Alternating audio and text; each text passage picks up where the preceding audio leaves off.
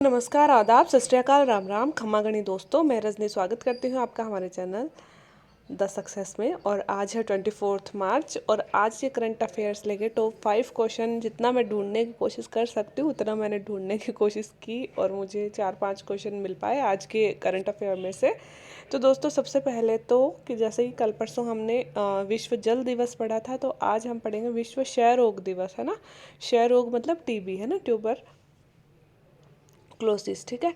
तो क्षय रोग दिवस मनाया जाता है और ये मतलब डे हमारे लिए इतने इम्पोर्टेंट नहीं होते। हाँ, कई बार इम्पोर्टेंट डे पूछ ले जाते हैं, जैसे कि अगर आप एसएससी की तैयारी कर रहे हो या फिर हम मीन्स थोड़े से जैसे कि कांस्टेबल के एग्ज़ाम दे रहे हैं या फिर फर्स्ट ग्रेड सेकंड ग्रेड में भी फैक्चुअल क्वेश्चन कई बार दे देते हैं। आरएस में तो फिर भी थोड़े कम देते हैं, इतने फैक्चुअल क्वेश्चन नहीं देते हैं, लेकिन दे देते हैं अक्सर कंपटीशन एग्ज़ाम में, उसमें कई बार डे मिलाने के लिए दे देते हैं। बाकी हमारे लिए देखो, अपन आरएस के हिसाब से तैयारी कर रहे हैं तो उसमें वही एक एडिटोरियल आया था। मुझे सबसे अच्छा एडिटोरियल वाला ही पेज लगता है। हिंदू में भी मैं एडिटोरियल ही पढ़ती हूँ और इसमें भी मैं एडिटोरियल ही पढ़ती हूँ। तो एडिटोरियल में दोस्तों आज क्योंकि विश्व टीबी दिवस है और विश्व टीबी दिवस पे एक बड़ा लेख टीबी पे आया था, और लेख अगर आपने भी पढ़ा होगा, पत्रिका का ही था शायद वो एडिटोरियल, अगर आपने भी पढ़ा होगा तो आपको भी मतलब बहुत ही भयानक स्थिति टीबी की बताई गई है, खासकर हमारे इंडिया में। तो उसी से मैंने कुछ डेटा पॉइंट लिए हैं कि कई बार जैसे बीमारियों का दौर तो चल ही रहा है और कई बार हो सकता है टीबी पे ही कोई लेख दे दिया जाए या फिर हम भारत में स्वास्थ्य स्थिति बताना चाहें, ऐसा कोई निबंध आ जाए तो उसमें ऐसे डेटा ऐड कर सकते हैं। तो उसी से रिलेटेड मैंने कुछ जानकारियां यहाँ लिख दी हैं, इस बहाने थोड़ा रिकॉल भी हो जाएगा हमारे। तो 24 मार्च को सबसे पहले तो विश्व क्षय रोग दिवस मनाया कब जाता है? 24 मार्च को। सबसे पहले 1839 में जे.एल. स्कोनलेन ने सर्वप्रथम इसे ट्यूबरक्लोसिस नाम दिया था। मतलब इस बीमारी को टीबी नाम देने वाले जो वैज्ञानिक थे वो थे जे.एल. स्कोनलेन, है ना। इन्होंने इनको मतलब ट्यूबरक्लोसिस नाम सबसे पहले 1839 में दिया था। फिर 1882 में रॉबर्ट कोच जो थे उन्होंने रोग फैलाने वाले जीवाणु को माइक्रोबैक्टीरियम ट्यूबरक्लोसिस की खोज की। सबसे पहले तो देखो बीमारी की जानकारी हुई हमें और उस बीमारी को हमने नाम दिया ट्यूबरक्लोसिस। फिर हमें जानकारी मिली 1882 में कि ये बीमारी होती किस वजह से है। तो एक जीवाणु को खोजा गया और इस जीवाणु की खोज करने वाले थे रॉबर्ट कोच, और इस जीवाणु को नाम दिया गया माइक्रोबैक्टीरियम ट्यूबरक्लोसिस। कई बार हमें पूछ भी लिया जाता है टीबी किस जीवाणु की वजह से होती है, या फिर टीबी वायरस जनित है या फिर जीवाणु जनित है ना, फफूंद जनित है, रोग मिला लेते हैं ना हमसे। आरएस में भी है ये, तो मतलब सिलेबस में है अपने साइंस के। तो वो वाली कि भाई जीवाणु है और जीवाणु जनित कौन सी जीवाणु जनित बीमारी है, और माइक्रोबैक्टीरियम ट्यूबरक्लोसिस जीवाणु है। अब सोचने की बात यह है कि विश्व के जो 20% टीबी के रोगी हैं, विश्व में टोटल 100% में से 20% टीबी के रोगी अकेले इंडिया में रहते हैं, ठीक है।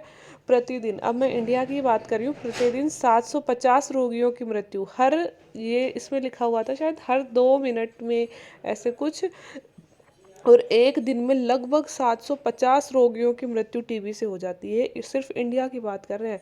2019-20 में क्योंकि कोरोना आ गया था, इस कारण से 41% टीबी के मामलों में रिपोर्टिंग की कमी आई है। मतलब कि इस एक सोचनीय विषय बताया गया था, बिकॉज आपको पता है कि टीबी एक संक्रामक बीमारी है और हम हर साल तो मतलब ठीक है जांच वाच करवाते रहते हैं, इसकी वजह से पकड़ में आ जाती है कि इसके टीबी है, और अगर फैमिली के एक सदस्य के पकड़ में आ गई तो आगे फैलने से हम उसे रोक सकते हैं, मतलब दूसरे कम से कम दूसरे मेंबर्स को नहीं होने देते, है ना। लेकिन अगर पकड़ में नहीं आए ना तो वो संक्रामक बीमारी है और फैमिली के अदर सदस्यों के भी वो हो सकती है। तो यह भी एक सोचनीय विषय है कि इस बार जो हमेशा हर साल जितनी रिपोर्टिंग होती है 2019 और 20 में, उतनी रिपोर्टिंग के मुकाबले 41% रिपोर्टिंग टीबी की कम हो पाई है बिकॉज ऑफ कोरोना वायरस। हमारे देश में टोटल दोस्तों इन्होंने मरीज लिखे थे 71 लाख के लगभग तो मरीज हैं, उस एडिटोरियल में आप भी पढ़ सकते हो।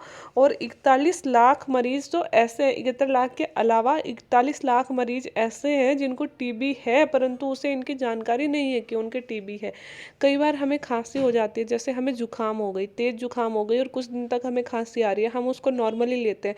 लेकिन अगर मतलब हमारी फैमिली में किसी के टीबी थी पहले, है ना, कई बार होता है ना वो वंशानुगत टाइप्स भी बीमारियां, जैसे दादाजी के थी या ऐसे कुछ हो जाता है, वैसे टीबी थी और मतलब टीबी के लिए तो ऐसे भी कहते हैं कि हमारे शरीर में एक वो मतलब जीवाणु होता है जो थोड़ा बोड़ा तो रहता ही है, बस अगर हम बीमार हो जाते हैं तो कभी कभी वो मतलब इनएक्टिव मोड में तो वो रहता ही रहता है, एक्टिव मोड में आते ज़्यादा टाइम नहीं लगता है उसको, है ना। तो इसलिए जब भी हम कभी डॉक्टर के पास जाते हैं और अगर हमें 2 हफ्तों से ज़्यादा या 3 हफ्तों से ज़्यादा खांसी है ना, तो डॉक्टर टीबी की जाँच जरूर करता है ना। अक्सर हम मतलब नहीं सोचते हैं कि इतनी जल्दी टीबी हो सकती है, लेकिन हो जाती है। लेकिन टीबी अगर हो भी जाए तो डरने की बात नहीं होती है, अगर प्रॉपर टाइम पे हमने दिखा दिया तो हॉस्पिटल में उसका इलाज हो जाता है, ठीक है। लेकिन अभी भी कह रहे हैं कि 41 लाख मरीज ऐसे हैं जिनके टीबी तो है लेकिन इसकी जानकारी उन्हें नहीं है। और अगर जानकारी नहीं है ना, तो इसमें ये लिखा हुआ था कि टीबी का जो एक मरीज है ना, अगर उसको जानकारी नहीं है ना टीबी की, तो वो 7 लोगों को टीबी फैला सकता है, अगर एक व्यक्ति को जानकारी नहीं है। तो सोचो अपन कोरोना वायरस के बारे में बात करते हैं, ये बीमारी हर सालों से हमारे बीच में है और कितनी गंभीर बीमारी है जिसकी तरफ अपन ध्यान भी नहीं देते हैं। टीबी की अगर दवा हमसे पूछी जाए तो बेडाक्विलिन इसकी दवा का नाम है। और भारत में टीबी को रोकने के लिए बड़े स्तर पे प्रोग्राम चलाया गया था, जिसकी WHO ने भी तारीफ की थी। उस प्रोग्राम का नाम है डोट्स, है ना। कई बार हम ऐड भी देखते हैं टीवी में, तो वो वाला थोड़ी सी जानकारी मैंने टीबी के बारे में देने की कोशिश की है, क्योंकि आज ट्यूबरक्लोसिस डे भी है, 24 मार्च को अपनाया जाता है। और आई होप कि आप भी से ऐसे डेटा कहीं ना कहीं लिख लीजिएगा, कई बार क्वेश्चन पूछ लिया जाता है, RS के सिलेबस में रोग विशेष रूप से दिए हुए हैं, तो हमसे अगर पूछ लिया जाए तो एक अच्छा आंसर हम लोग दे पाएँ। दूसरा दोस्तों, वर्ल्ड हैप्पीनेस डे, इस पे भी एक एडिटोरियल आया था आज के पेपर में कि इंडिया कब आएगा हैप्पीनेस में इंडेक्स में आगे। हमारे लिए ज़रूरी बात यह है कि वर्ल्ड हैप्पीनेस डे जारी कौन करता है, हैप्पीनेस इंडेक्स संयुक्त राष्ट्र संघ जारी करता है। अब इस बार के इंडेक्स की अगर बात करें तो सबसे खुशहाल देश किसे घोषित किया है, फिनलैंड को। फिनलैंड लगातार 5वीं बार खुशहाल देश घोषित किया गया है, पिछले 5 सालों से फिनलैंड ही टॉप कर रहा है। अब बात करते हैं भारत की रैंकिंग की, तो भारत 136वें स्थान पे। टोटल कितने देश हैं, 146, मतलब नीचे से हम सिर्फ 10 ही रैंक ऊपर है ना। हमारी स्थिति भी कोई ठीक नहीं है। और अगर बात करें विश्व के सबसे खराब देश की, हाँ मैंने यहाँ नहीं लिखा, शायद भूल गई, जो 146वें स्थान पे है वो है अफ़गानिस्तान, है ना। क्योंकि आप समझ सकते हो अफ़गानिस्तान में अभी तालिबान वगैरह चल रहा है, तो उस वजह से। और अमेरिका की स्थिति देखें तो 16वें पायदान पे है, पाकिस्तान 121वें, बांग्लादेश 94वें। हमारे पड़ोसी देश भी हमसे ऊपर है, मतलब पाकिस्तान भी हमसे ऊपर है और हम इतने नीचे हैं। पता नहीं किस तरह से इंडेक्स निकालते हैं और किस तरफ से। बांग्लादेश भी हमसे ऊँचा है, ठीक है। बांग्लादेश तो चलो ठीक है, उसकी भी स्थिति भारत से सही नहीं है, लेकिन पाकिस्तान भी सोचने की बात है ना। लेकिन अपन को अपनी स्थिति याद रखनी है, 146 में से अपन 136वें स्थान पे है, ठीक है। एस्ले बार्टी दोस्तों चर्चा में है, आज के पेपर में उनके बारे में खबर आई है, तो जो खिलाड़ी चर्चा में होता है वह पूछा जा सकता है। अब यह मात्र 25 साल के एक खिलाड़ी हैं जिन्होंने 25 वर्ष की उम्र में संन्यास घोषित कर दिया, इसलिए चर्चा में है। तो विश्व की नंबर 1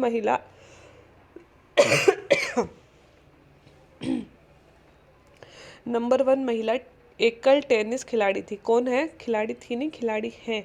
महिला एकल टेनिस खिलाड़ी क्या खेलती थी, टेनिस खेलती, ठीक है। 25 वर्ष की उम्र में इन्होंने संन्यास ले लिया।